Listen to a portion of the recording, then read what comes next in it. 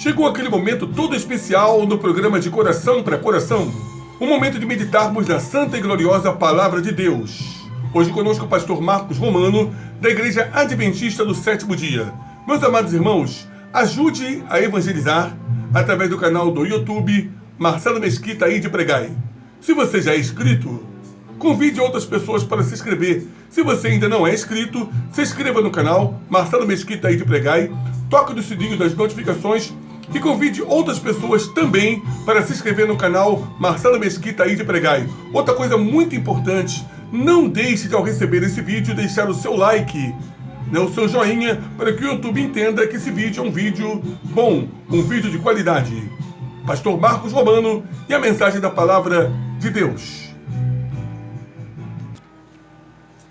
Olá, meu amigo, meu irmão em Cristo, minha irmã em Cristo, a paz do Senhor. Tivemos aí um probleminha técnico, né? Quando a gente faz as coisas ao vivo, às vezes acontecem esses probleminhas. Mas estamos aqui, diretamente pela Rádio Nova Shekinah, trazendo a Palavra de Deus para você, né? E hoje nós separamos um texto assim que eu acho muito interessante, né? E hoje eu quero falar de uma forma mais específica para aqueles que têm a preocupação de ganhar almas para Cristo. Eu quero falar para você, meu amigo pastor, minha amiga pastora, missionário, missionária, servo e serva de Deus, que estão preocupados com a pregação do Evangelho, né? Estão preocupados em conduzir pessoas ao reino dos céus. Eu sei que o trabalho de um missionário, de um pastor, não é fácil, né? Ontem eu estava reunido com a obreira bíblica, né? A irmã Nete, aqui da igreja da Praça Seca, e ela me contando as bênçãos, dos contatos, das pessoas com quem ela está trabalhando, estudando a Bíblia. A gente fica feliz, mas também há percalços, né? E ela me contou de uma situação assim que é engraçada, né? E ela falou de uma senhora com quem ela fez contato e tudo, e estava se propondo ajudar essa senhora, e essa senhora começou a perguntar coisas a ela da vida pessoal. Ela achou aquilo estranho, né?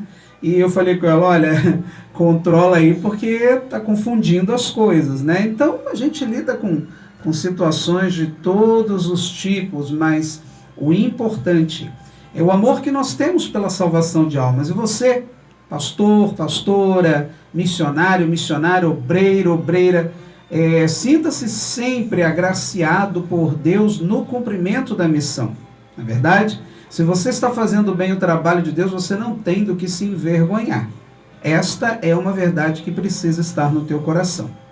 E eu fico pensando no que nós servimos a Deus, que temos a incumbência maior de guiar o rebanho, estamos dispostos a fazer para levar alguém a Jesus. E eu fico pensando no que está registrado no Evangelho de São Marcos, no capítulo 2. Aqui eu gosto de chamar de a loucura da salvação. Por quê? O capítulo 2 de Marcos fala sobre a cura de um paralítico em Cafarnaum. Mas a cura desse paralítico não foi uma cura assim, entre aspas, normal, né? Porque a cura de um paralítico, claro que não é normal. Os milagres de Cristo, eles sempre foram de superar expectativas, né? Além da compreensão de qualquer ser humano. Mas Marcos capítulo 2 diz assim, olha que interessante. O verso 1 diz assim, dias depois entrou Jesus de novo em Cafarnaum e logo correu que ele estava em casa. Muitos afluíram para ali, tantos que nem mesmo junto à porta eles achavam lugar. E anunciava-lhes a palavra. Agora o verso 3. Alguns foram ter com ele, conduzindo um paralítico levado por 4 homens. Muito bem. Se você já viu alguém carregando um doente, você sabe, né, que quantos mais carregarem, mais leve fica. Então aqui, esse paralítico está sendo carregado por 4 homens. Esses homens não têm nome, e eu quero fazer um parênteses aqui, já pensando neste texto, verso 3 aqui, bem interessante. Quem são esses homens? A Bíblia não os nomeia. A Bíblia se preocupa em falar do que eles estavam fazendo. Eles carregavam um paralítico. E é provável, né, que esse paralítico fosse amigo deles.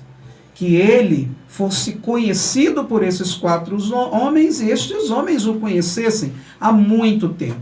Então, Jesus estava em uma casa, a multidão afluiu, estava lotado, imagina o quintal cheio, não tinha lugar para botar um banquinho, uma cadeira, né? Eu imagino aquele povo colocando tijolinho por cima do muro, gente grande assim que nem eu, né? Ao contrário, né? Pequenininho, botando murinho, pedra, botando tijolinho para tentar ver Jesus. E estes que estavam com um amigo doente há muito tempo, viram uma impossibilidade aos olhos dos homens. E eu digo sempre que uma impossibilidade aos olhos dos homens é uma possibilidade na mão de Deus. Olha o que o verso 4 diz.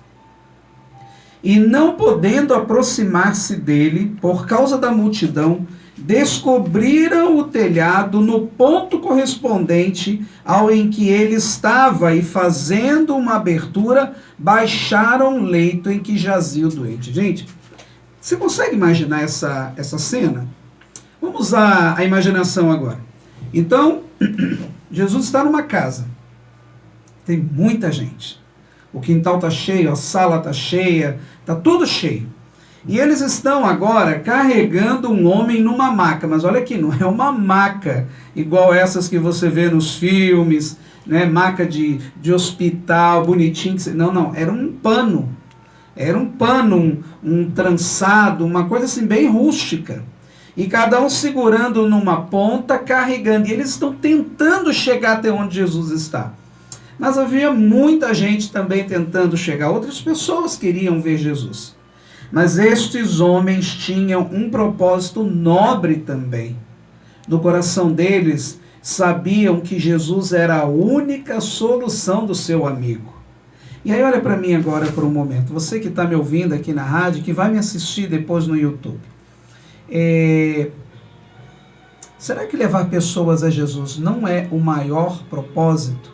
O propósito mais nobre para um cristão? Sabe, eu sou pastor há 21 anos e já tive o prazer de pastorear muitas igrejas no Rio de Janeiro, em Santa Catarina, e eu fico vendo, assim, pessoas que são empenhadas em pregar o Evangelho. Pessoas que estão preocupadas em falar de Jesus, de contar do amor de Jesus e do plano da salvação. Essas pessoas também têm problemas. Elas também têm problemas de desemprego. Elas no final do mês têm contas a pagar. Ficam doentes. Os filhos também adoecem. De vez em quando briga com o marido, com a mulher, porque são pessoas normais. Mas olha para cá por um minuto. Preste atenção numa coisa que eu vou te dizer. Tem um ditado, eu não sei se você já ouviu, mas tem um ditado na igreja adventista que diz assim, ó, crente que não trabalha, dá trabalho. Você já ouviu? Marcelo está balançando a cabeça aqui, ó. Marcelo disse que já ouviu. Então não é adventista esse ditado, é crente mesmo, é cristão esse ditado, né? Crente que não trabalha, dá trabalho. Por quê? Não está envolvido, não está comprometido, não está na missão. Então começa a observar aquilo que não deveria, que não lhe diz respeito. Me desculpe eu estar sendo sincero com você. Mas se você quer encontrar problemas, eu te recomendo um lugar, igreja. Você quer encontrar gente mentirosa? Igreja. Você quer encontrar gente difícil de se lidar? Igreja. Você quer encontrar gente com 1001 dúvidas? Igreja. Na igreja você vai encontrar. Mas são pessoas que estão procurando sanar as suas dificuldades aos pés da cruz. A grande diferença é essa, é que o povo diz que a igreja é um grande hospital, né? Tudo bem, pode até ser. Mas no hospital, se você não toma o remédio, você fica bom? Não vai ficar bom. Se você não segue a prescrição médica, a terapia que os enfermeiros passam para você, você vai melhorar? Não vai. A igreja funciona assim. O Mestre Jesus, o grande médico dos médicos, estava curando naquele momento. E os amigos sabiam, era a última chance. Ou era tudo ou nada, eles estavam dispostos. Então eu te pergunto uma coisa, você está disposto a levar alguém para Jesus? Quem você já levou para Jesus na sua vida? Hein? Quantas pessoas? Sabe, às vezes eu volto nas igrejas que eu já pastoreei, e eu como pastor, eu não sei se você sabe, a igreja adventista não tem um pastor só para cada igreja. Eu cuido de 5. Então já há 21 anos, fora, já estive em outros estados, já fui missionário fora do Brasil, Então, quando eu consigo voltar nas igrejas nas quais eu ministrei, e aí eu encontro uma pessoa, não uma pessoa que eu batizei por trabalho de um irmão, de um obreiro, não. A pessoa com quem eu trabalhei, que eu estudei a Bíblia, que a gente fez ali um curso como deixar de fumar, que internou numa clínica, a pessoa entregou a vida a Jesus, nós fizemos uma série de estudos, e eu tive o prazer de pegá-la lá no lamaçal do pecado e conduzi-la até o tanque batismal. Aí a gente volta, a pessoa lá é um líder da igreja, um diácono da igreja, um ancião, um presbítero. Gente, quando eles vêm falar comigo, diz assim: pastor, muito obrigado. Eu digo para você que há uma alegria extraordinária, não só no meu coração, mas eu tenho certeza no coração de Deus. Porque enquanto eu estou envolvido com as coisas de Deus, eu dou espaço para Deus se envolver com as minhas. E estes 4 homens, diz o verso, eles abriram um buraco no teto onde Jesus estava. Bem ali, calcularam, cavaram um buraco ali. Como é que fizeram? Usaram picareta, marreta, ponteiro? Eu não sei. Eu sei que eles baixaram aquele homem. O paralítico desceu bem aonde Jesus estava. Olha, que habilidade, que sacrifício. E acima de tudo, que confiança deste homem. Porque se ele caísse, ele não ia ser só um paralítico, ele ia ser um morto. Ia despencar do teto, imagina. Mas ele confiava. E aqueles homens confiavam em Deus. Olha o que diz o verso 5. Vendo-lhes a fé de quem? Dos 4 homens. Jesus, ele colabora conosco intensamente. O Espírito Santo atua. O Espírito Santo faz aquilo que nós não podemos fazer. Mas nós não temos essa parceria na maioria das vezes. E aí pregamos, ensinamos a Bíblia, a pessoa não toma uma decisão lá de Jesus. Por quê? Será que o problema não está comigo? Será que eu de repente não estou sendo o evangelho para essa pessoa? Será que eu não estou sendo Cristo para essa pessoa? Como é que está a minha fé? Como é que está a tua fé, meu irmão? Hein? Você acredita mesmo que Deus te chamou para uma missão? Eu acredito, diz aí, eu acredito, eu creio. Eu creio que Deus me tirou do lamaçal do pecado, da vida que eu vivia. Deus tem um chamado para mim e para você. Mas nós temos que estar dispostos a fazer sacrifícios. Aqueles homens fizeram um sacrifício. Colocaram a vida do seu amigo em risco? Sim, mas Jesus recompensou a fé. Jesus disse, vendo-lhes a fé.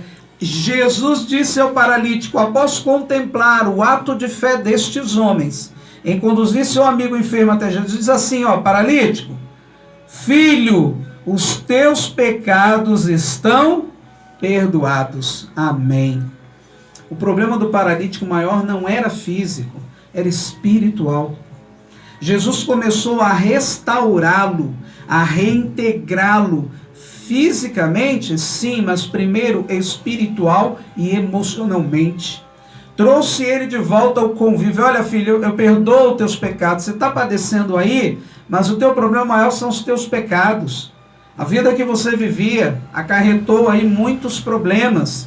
E olha, meu povo, infelizmente, alguns que têm aparência de serem cristãos, alguns que têm aparência ou até fazem a obra de Deus, trabalham na obra de Deus. Olha, eu sempre digo isso. Cuidado você que trabalha na obra de Deus, porque trabalhar na obra de Deus pode não ser significado de trabalhar para o Deus da obra.